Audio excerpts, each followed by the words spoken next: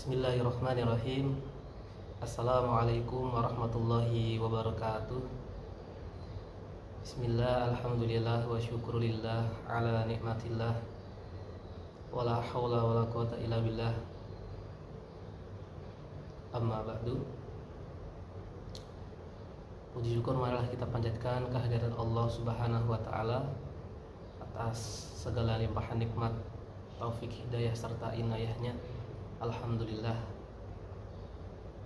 dalam hari yang cerah ini, di hari Jumat ya, Sayyidul Ayyam, Allah Subhanahu wa taala masih memberikan kita kesehatan,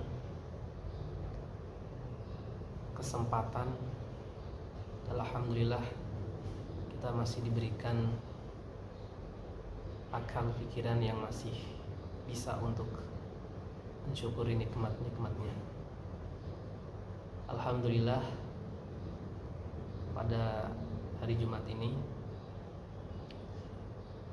Allah masih memberikan kita rasa tenang dalam berpikir, tenang dalam menghadapi segala ujian-ujiannya. Alhamdulillah, kita ucapkan rasa syukur kita kepada Allah Subhanahu wa taala.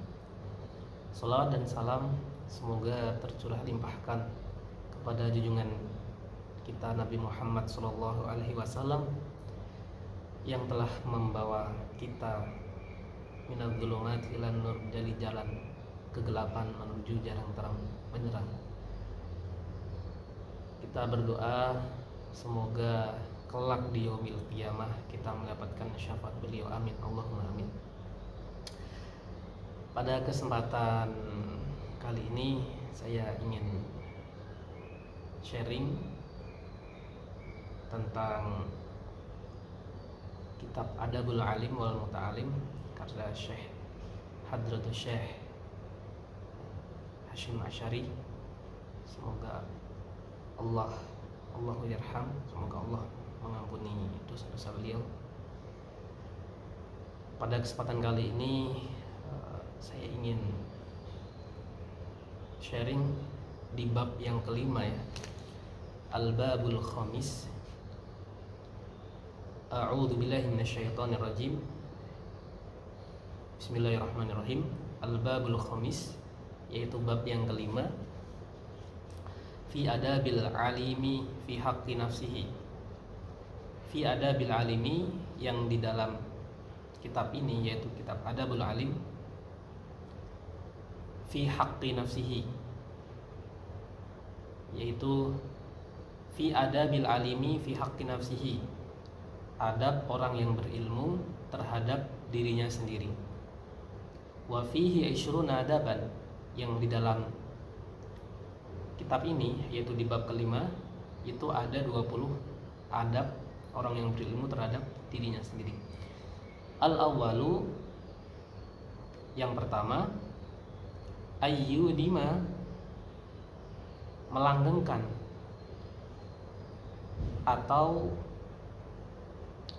mengistiqomahkan atau mengabadikan muraqabatallahi, yaitu pengawasan dari Allah, muraqabatallahi ta'ala, pengawasan dari Allah ta'ala, fi sirri,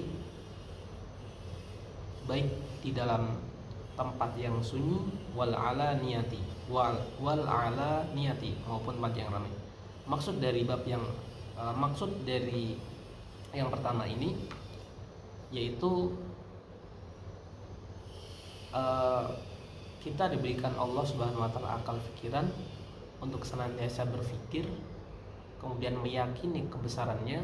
Maka sejatinya seorang muslim itu senantiasa merasa diawasi oleh Allah Subhanahu wa taala, baik dari ucapan, perbuatan, dan sikap kita. Itu kita tanamkan sikap khauf, takut kepada Allah, yang baik dari tempat yang sunyi maupun yang ramai. Nah, ini penting sekali bagi orang yang berilmu untuk memperhatikan sikap ini, yaitu merasa diawasi oleh Allah Subhanahu wa taala. Kemudian yang kedua, watsani ayyulazima, hendaklah orang yang berilmu itu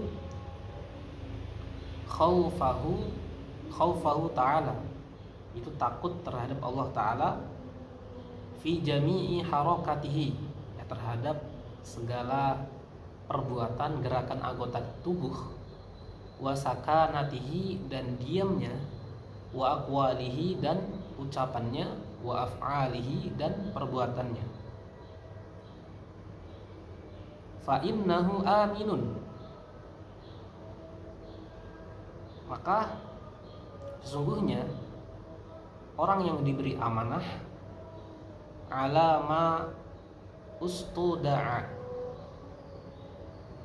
yang mana dititipkan fihi, di dalamnya, minal ulumi, yaitu terhadap dari orang-orang yang berilmu, wal hikmah, dan hikmah, wal khasyah, dan rasa takut, wa taraka dzalika, dan meninggalkan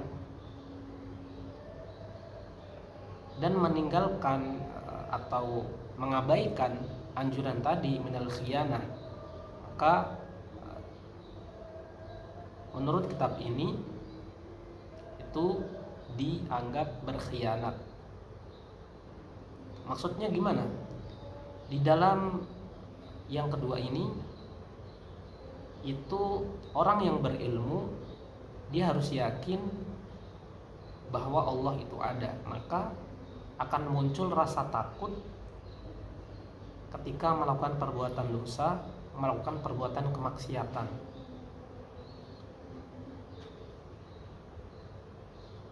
Orang yang berilmu hendaknya berhati-hati dalam bertindak, kemudian diamnya juga, kemudian ucapannya dan perbuatannya. Jika mengabaikan anjuran ini, maka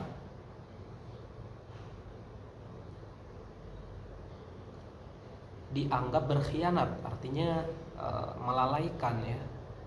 Kemudian di sini disebutkan waqad qala ta'ala, dan sungguh Allah Ta'ala berfirman, la takhunullaha war rasula wa takhunu amanatikum wa antum ta'lamun. La takhunullaha, janganlah kalian berkhianat pada Allah, war rasula, dan kepada para rasul, wa takhunu amanatikum, dan janganlah kalian berkhianat amanatikum, yang telah diamanahkan kepada kalian, wa antum ta'lamun, sedangkan kalian mengetahui. Artinya orang-orang yang berilmu diberikan Allah Subhanahu wa taala ilmu, maka seharusnya dan hendaknya orang yang berilmu itu amanah terhadap apa yang diberikan Allah Subhanahu wa taala. Apa itu amanah? Ya, minal ulumi wal hikmah wal khasyah. Itu yang diamanahkan kepada orang yang berilmu itu adalah ilmu, hikmah, dan rasa takut. Maka janganlah orang yang berilmu itu mengabaikan perintah ini. Kemudian yang ketiga, watsalitsu, dan yang ketiga, ayyulazima as-sakinah, hendaknya orang yang berilmu as-sakinah, tenang. Maksudnya gimana? Orang yang berilmu hendaklah merasa tenang, merasa aman, merasa nyaman, karena segala sesuatu sudah ditakdirkan oleh Allah Subhanahu wa taala. Hendaknya juga orang yang berilmu itu tidak merasa takut, merasa sedih terhadap takdir yang diberikan oleh Allah Subhanahu wa taala. Sehingga orang yang berilmu itu sudah seharusnya mempunyai sikap tenang dan mempunyai sikap merasa aman, gitu.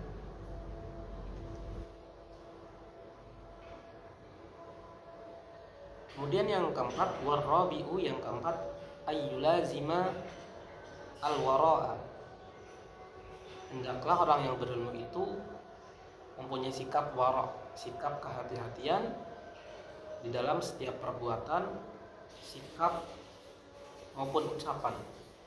Artinya hati-hati dalam berkata, hati-hati dalam berbuat dan bertindak, sehingga apa yang dilakukan itu akan dipertanggungjawabkan di akhirat kelak. Jadi sikap wara itu, hendaklah orang yang berilmu itu punya sikap berhati-hatian dari kesyubhatan dan segala yang haram. Kemudian yang kelima, ayyulazima at-tawadhu'a.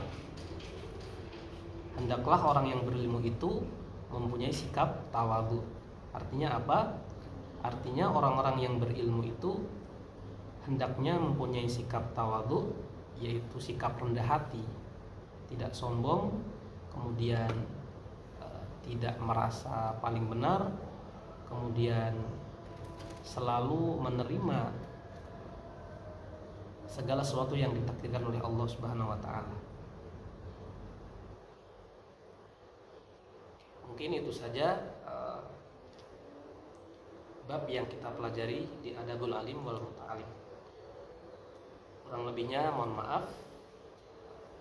Terima kasih. Subhanakallahumma wa bihamdika asyhadu an la ilaha illa anta astaghfiruka wa atubu ilaik. Wassalamualaikum warahmatullahi wabarakatuh.